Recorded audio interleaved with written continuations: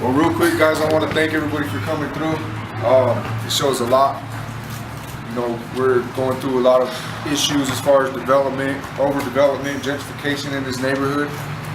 For people to stand up or even to show support for something like this is a great deal. It shows that our neighborhood is tired and we're ready to stand up and do something. And right now, obviously, a candlelit vigil is to represent the passing of something, the death of something, giving it to God, sending our loved ones to the angels or whatever.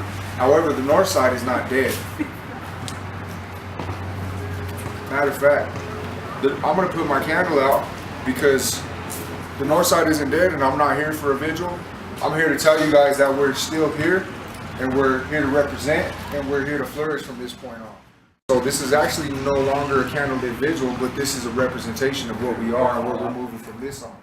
Seeing what was going on, you know, in the neighborhood, and it just broke my heart.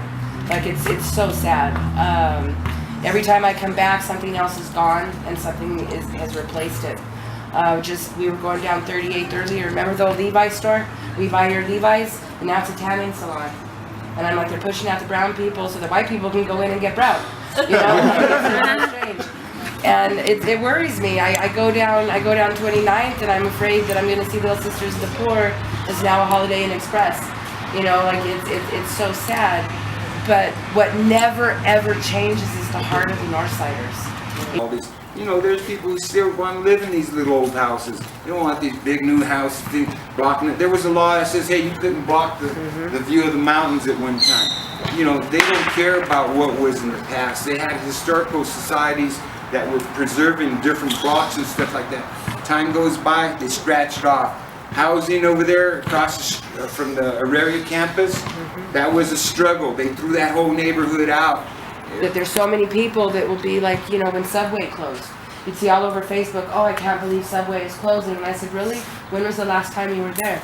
Oh, 2-3 years ago. Then don't complain. If you are not spending your money with the small mom and pop businesses, they will close. And you will have the Whole Foods come in, and you will have the Walmarts come in. I was also a business owner here in the 80s. I owned Mr. Kino's on 44th and Bayonne, across the street from Shapley Park. Only 10 years.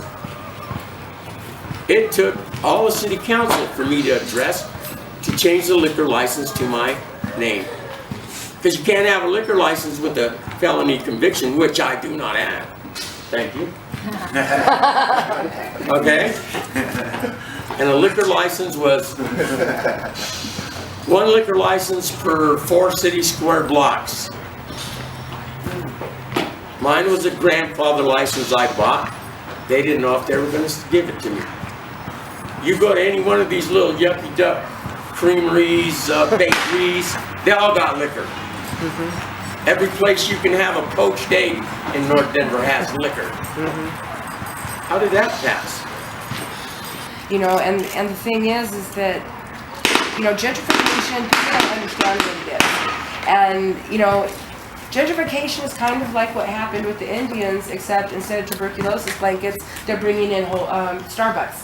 You know what I mean? Like, it starts small, and then pretty soon, everybody's like, what happened? My neighbors, brothers and sisters, we respect all each other equally.